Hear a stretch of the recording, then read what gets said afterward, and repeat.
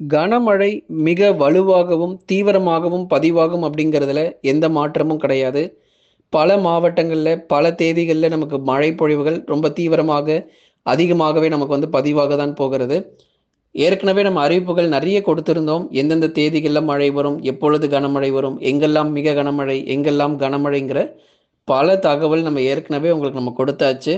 ஒருவேளை யாராவது பார்க்காம இருந்தீங்கன்னா, கடந்த வானிலை அறிக்கைய நீங்க போய் கேளுங்க. மிக தெளிவா நம்ம தேதிகளோட நம்ம குறிப்பிட்டு சொல்லியிருக்கிறோம். நெறைய மாவட்டங்கள் பத்தி நம்ம பேசியிருக்கிறோம். அதேமாரி இந்த வானிலை அறிக்கையிலயும் எங்க எத்தன சென்டிமீட்டர் மழை வரைக்கும் வர வாய்ப்புகள் இருக்கு, எங்கெல்லாம் மறுபடியும் தாழ்வான பகுதிகள்ல வெள்ளம் சூழ்ந்து காணப்பட போகுது அப்படிங்கிற மிக முக்கியமான தகவலோட இன்னைக்கு நம்ம பார்க்க போறோம். தயவு செய்து கடைசி வரைக்கும் வானிலை அறிக்கை கேளுங்க. தொடர்ந்து ஒவ்வொரு நாளும் இந்த மழையினுடைய தீவிரம் குறித்து நம்ம பேசிக் கொண்டிருக்கிறோம். லைக் பண்ணாதவங்க கொஞ்சம் லைக் பண்ணுங்க. சப்ஸ்கிரைப்லாம் யாராவது பண்ணாம இருந்தீங்கன்னா, மறக்காம சப்ஸ்கிரைப் பண்ணி வச்சுக்கோங்க. அப்பதான் அடுத்தடுத்து வரக்கூடிய நாட்கள்ல வரக்கூடிய தாழ்வு பகுதியிலிருந்து, புயல் சின்னங்களிலிருந்து நம்ம தப்பிக்க முடியும்.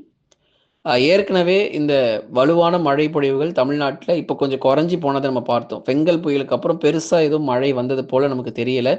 ஒரு சில இடங்கள்ல மட்டும் தான் நமக்கு மழை வந்துச்சு. அதுக்கப்புறம் அந்த மழையும் ஒரு முடிவுக்குள்ள வந்துருச்சு. இப்போ பெரும்பாலான மாவட்டங்கள் கிட்டத்தட்ட 99% வரைக்கும் பகல்ல நல்ல வெயில் காணப்படுது. அதே மாரி அதிகாலையில பனிப்பொழிவு ரொம்ப தீவிரமா இருக்கு. இதுதான் நம்ம தொடர்ந்து கடந்த சில நாட்களாக நம்ம பார்த்துட்டு இருக்கிறோம். இந்த வானிலை அப்படியே நமக்கு மாறிரும். சீக்கிரமாகவே இந்த வானிலை அப்படியே மாறி போய், மிக கனமழை மற்றும் அதி கனமழைக்குள்ள நம்ம போறோம். ஏன்னா, இப்போ இந்த டிசம்பர் 11, 12, 13ல கனமுதல் மிக கனமழையாக தீவிரமாக ஆரம்பிச்சு, அதுக்கப்புறம் கொஞ்சம் மழை குறையிற மாரி குறைஞ்சு, அடுத்து ஒரு தாழ்வு பகுதிகள் தமிழ்நாட்டை நோக்கி நெருங்கி வரும்பொழுது, மிக கனமழை மற்றும் அதி கனமழையும் கண்டிப்பா பதிவாகிரும். ஏன்னா ஒரு தாழ்வு மண்டலம் வரைக்கும் நம்ம எதிர்பார்ப்புகள் அதிகமாக இருக்கு.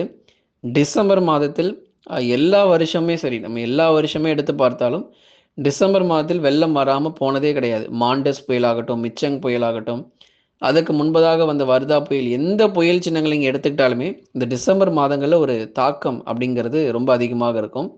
அது இந்த ஃபெங்கல் புயல் பொறுத்தவரைக்கும் நவம்பர் இறுதியில வந்துச்சு. ஆனா, அது ஆரம்பம் தான். இன்னும் நமக்கு வடகிழக்கு பருவமழை இந்த வடகிழக்கு பருவமழையில வலுவான தாழ்வு பகுதிகள் 2டே 2 தான். நவம்பர் 14, 15 போல ஒரு வலுவான தாழ்வு பகுதிய பார்த்தோம். அதுக்கப்புறம் நவம்பர் இறுதியில ஒரு ஃபெங்கல் புயல பார்த்தோம். 2டே 2 தான் இந்த வடகிழக்கு பருவமழையில வலுவானது தமிழ்நாட்ட நோக்கி நகர்ந்து வந்திருக்கு. மற்றது எதுவும் சும்மா தான். கனமழை அந்த அளவுக்கு தான் நமக்கு பதிவானது. அடுத்து 3வதாக வலுவான தாழ்வு பகுதிகள். ஏன்னா 4 நிகழ்வுகள் ஏன்னா எப்பயுமே சரி, இந்த வருஷம் மட்டும் இல்ல. எந்த வருஷம் எடுத்துக்கிட்டாலுமே 4 வலுவான நிகழ்வுகள் அப்படிங்கிறத வடகிழக்கு பருவமழையில நம்ம பார்ப்போம்.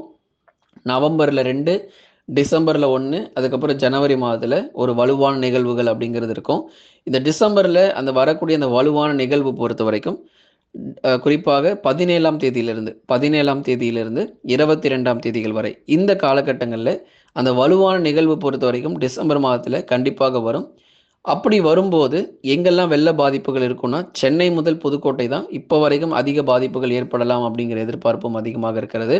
அதே மாரி ராமநாதபுரம் மாவட்டத்திலிருந்து கன்னியாகுமரி வரைக்கும் இருக்கக்கூடிய தென் மாவட்டத்தினுடைய கடலோர பகுதிகளுக்கும் நல்ல ஒரு தீவிரமான மழை பொழிவு பெரும்பாலான பகுதிகள்ல எதிர்பாருங்க.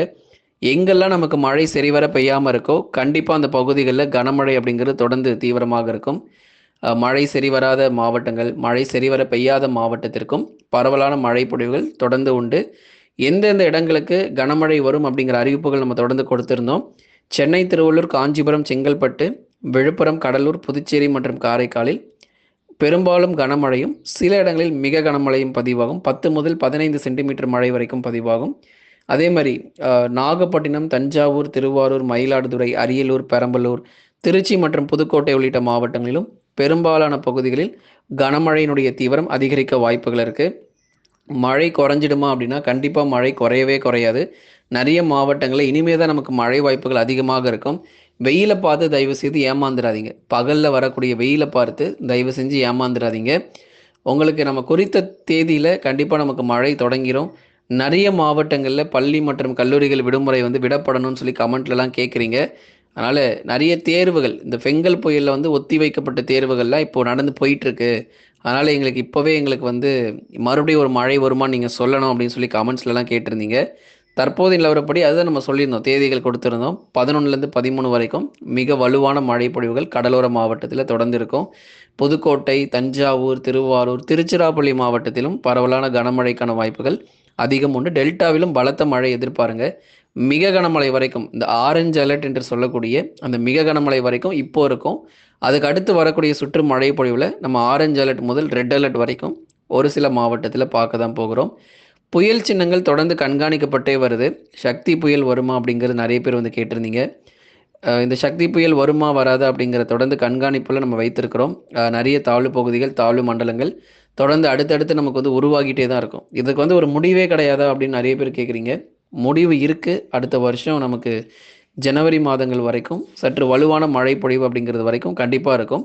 அடுத்த ஆண்டு பிப்ரவரி மாதத்திலேருந்து எல்லாத்துக்குமே ஒரு முடிவு அப்படிங்கிறது வர ஆரம்பிச்சிரும். பிப்ரவரி மாதத்துல வடகிழக்கு பருவமழைலாம் இருக்காது. ஜனவரி வரைக்கும் தான். அடுத்த வருஷம் நமக்கு புத்தாண்டு நாட்கள்ல வெள்ளப்பெருக்கு வருமா? இல்ல கிறிஸ்மஸ் நாட்கள்ல வெள்ளப்பெருக்கு வருமா? அப்படின்னு நெறைய பேர் கமெண்ட்ல கேட்குறீங்க. தற்போது வரைக்கும் டிசம்பர் 22 வரைக்கும் தான் மழை. அதுக்கப்புறம் கொஞ்சம் ஓய்வு கொடுக்க போகுது. டிசம்பர் 22க்கு அப்புறம் மழை கொஞ்சம் ஓய்வு கொடுக்க போகுது.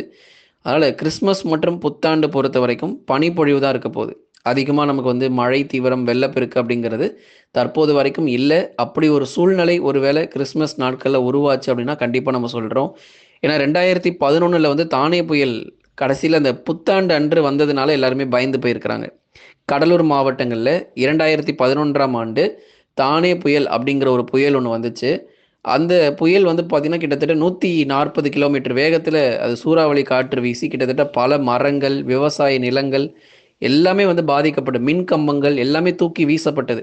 கரண்டே இல்லாம இருந்தாங்க அந்த பகுதிகள். ஏன்னா அதெல்லாம் வந்து பார்த்துட்டு, எங்க அந்த மாரி ஏதாவது ஒரு மழை வந்துருமோ இந்த கிறிஸ்மஸ் மற்றும் புத்தாண்டு நாட்கள்ல அப்படின்னு சொல்லிட்டு, எல்லாருமே அந்த ஒரு சின்ன ஒரு பயத்துல கடலூர் மாவட்டங்கள் நெறைய பேர் தொடர்ந்து கேட்டிருந்தீங்க. இப்போது வரைக்கும் தானே புயல் மாரி அந்த கடைசி நிமிஷத்துல புத்தாண்டு நாட்கள்ல அந்த மாரி எதுவும் புயல் சின்னங்கள் தற்போதைக்கு இல்ல. 22ஓட அந்த மிக கனமழை மற்றும் கனமழை எல்லாமே முடிவுக்கு வருது. ஏதாச்சும் ஒரு புதிய காற்றழுத்த தாழ்வு பகுதிகள் உருவாச்சு அப்படின்னா, கண்டிப்பா நம்ம சொல்றோம்.